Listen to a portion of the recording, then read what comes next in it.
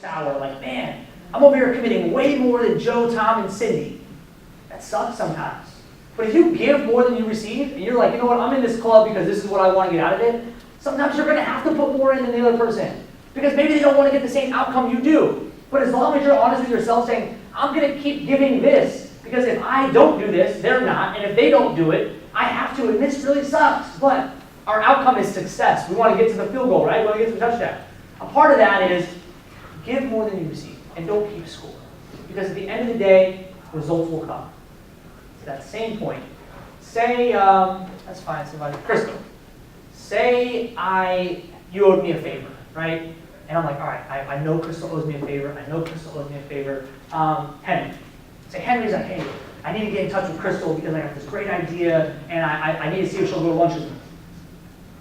You know what, Henry? Like, I'm kind of saving my lunch with Crystal because she owes me one. I'd like to maybe next time I'll introduce you to her.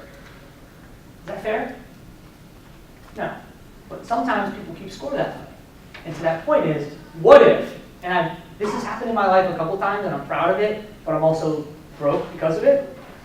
Henry and Crystal could have met and had lunch because I set it up. What if Henry had $1 million idea and Crystal and Henry made $1 million, but I wasn't willing to facilitate that meeting? I'm kind of holding up their dreams, right? To me, it's like, don't keep score. I give a lot of tickets out to a lot of people, whether it's for golf, whatever, and like I hope that I get that golf or whatever it is I'm trying to get out of this deal. But I'm going to tell you a story about Hamilton in just a second, and it's why I rewrote my chapter 7, which we'll talk about. The guys from State 48, the awesome t-shirt company, right? I love their stuff. I slid into their DMs like 4 years ago. I was like, yo, I love your stuff. How do I get involved? What up? Like, I hit a way harder slide than that and a lot of exclamation points. But I slid like head first, like wide open, like, yo, I'm coming in, here we go! Like, now he's like one of my best friends. And I've introduced State 48 to Luis Gonzalez and the Diamondbacks and my friends at the Suns. And I love wearing State. I almost wore State 48 here today, but I was like, I'm going to be Zach, Mr. Corporate. No, I've been wearing a hat and some State 48 and Lululemon. Like, I'm in right now. Like, I got the Lulus. What up? We'll talk about Lulu in a second. We can talk about that too. But I'm connecting with these people. We're just connecting dots. State 48 is bigger than they've ever been. And it's so cool that I just got to introduce them to some people. And I talked about me. I'm still the one that's broke. All I'm doing is introducing State 48 to everybody to sell more shirts. I get nothing out of it except a really cool shirt sometimes when I travel. But I'm willing to do that for them. And I'm not keeping score. And I get a t-shirt out of it. Fast forward, Hamilton.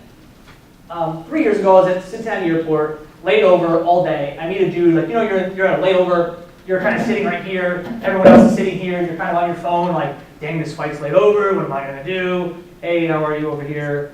Good to see you, I don't know what she's doing. Oh, I don't know what she's doing. He's just talking with his mouth full. You're sitting at a terminal doing nothing.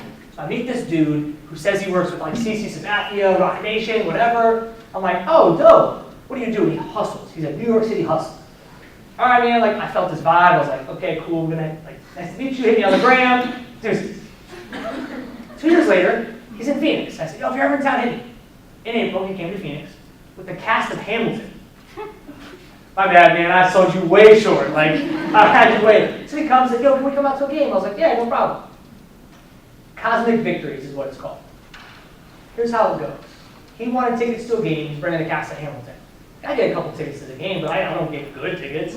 So like I'm like, yo, I know my man's over here is like Hamilton himself, but I can give you my seats, but you're going to be in the bleeds, like back a little bit. But like, how can I help you? So I went to our PR. I said, yo, my man's got some cast of Hamilton. PR goes nuts.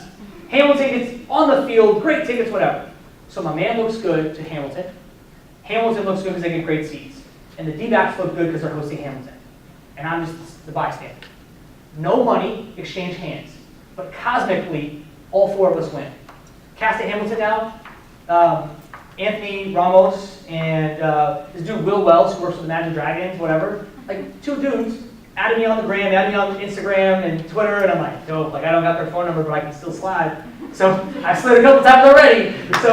But we connected that day. I never would have been able to connect with them. I don't get to, like I told you about New York. I'd love to see Hamilton, but I ain't got the money to do that. Now I got the guy, that got the guy, that got the guy. All four of us won in $0 exchange hand. My same analogy here is if I can just introduce the two of you, you can make $1 million. You're grateful to me, you're grateful to me, your businesses are great, all three of us win. Cosmic Victories to me is where I'm at right now. Give more than you take, don't keep score, we'll keep it going.